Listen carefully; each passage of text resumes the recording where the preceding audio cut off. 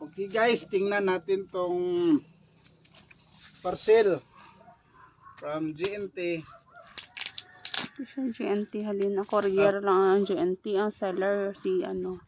From seller. Grabe ang one bale ni madam. Ba parang hindi mo ito one bale. Half bale lang ito madam ba. Ilan niya? 4.9. Tapos sabi niya may free pa na worth 1.9 daw. Paano pinagkasya ang comforter dyan man na dapat 11 pieces. Tapos ang bedsheet isang bale. Ganyan ang kaki.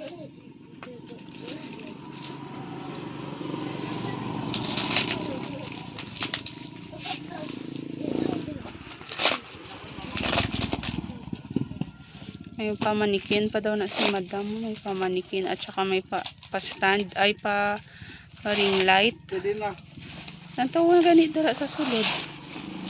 Kung kompleto kay kung hindi kompleto ibalik ko na sa iya.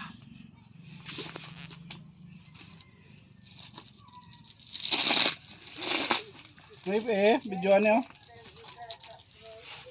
Yan gani. O ayan. Ang seller natin guys. From ano eh? Hindi ka tanaw. Closeteria PH online shop.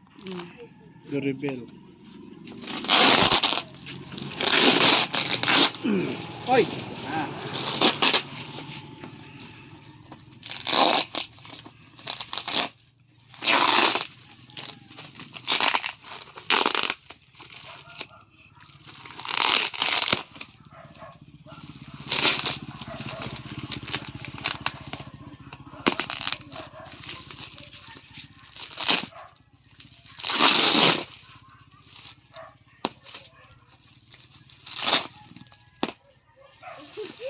Ay, nipis na yung Ba? burger na eh.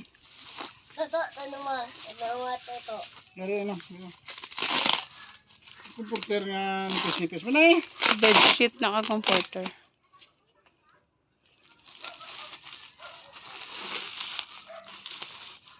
Sila puro lang manikwan. May man. Saan ang manikin niya? Toto, ano mo toto? Kabre ba? Toto, ano mo? Tanawa. Tanawa toto. Tanawa, look. Ano bang gihambag ko sa iyo? Windbreaker? Tag-jeans man eh. Trapo. T-shirt man ito.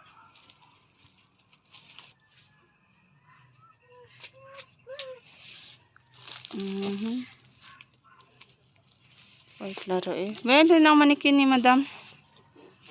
Wala yung manikin dari dam ha. Wala. Sige, sige. Ay, open lahat pa.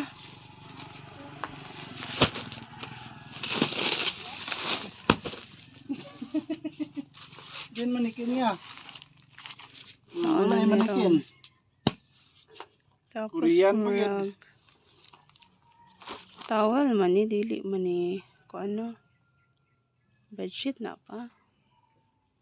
Balik ta dabi. Kaya may towel lagi itong upod. Ha? Parang. Towel no. Okay, dam siya. Yun na ha. Walang manikin. Wala dito. Yung sabi mo na comforter na 11 pieces. Wala. Ayan. Tapos hindi siya bedsheet. Kay towel ang sulod.